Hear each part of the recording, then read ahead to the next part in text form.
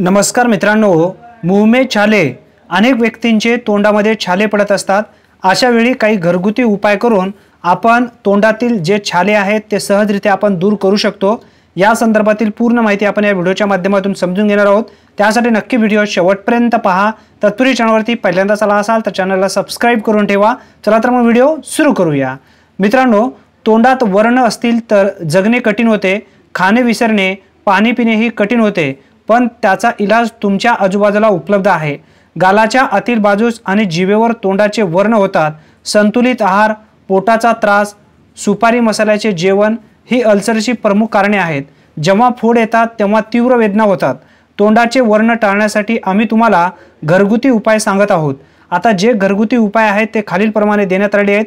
कोणकोणते उपाय आहेत सविस्तररित्या आपण समजून घेऊया। मित्रांनो, तोंडाचे वर्ण टाळण्यासाठी काही घरगुती उपाय आपण केले पाहिजे।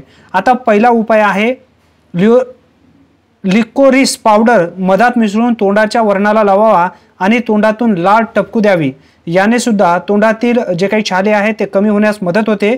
त्यानंतर दुसरा उपाय आहे तोंडावर फोड आल्यास अडसुळाची 2 ते 3 पाने चावून त्यांचा रस चोखावा। अल्सर असल्यास क्युचू आणि ज्येष्ठ मध एकत्र करून तोंडाचा अल्सरावर लावावे। याने सुद्धा पूर्णपणे तोंडातील जे छाले आहेत ते दूर होण्यास मदत होते। मित्रांनो, त्यानंतर पुढचा उपाय आहे अम्लता शेंगाची मजा कोथिंबीर बरोबर बारीक करून त्यात थोडेसे कात टाकून तोंडात ठेवावा किंवा अम्लतासाचा लगदा तोंडात ठेवल्याने तोंडाचे वर्ण निघून जातात। मित्रांनो, हे अतिशय महत्त्वपूर्ण उपाय आहेत, घरी बसल्या तुम्ही करू शकता।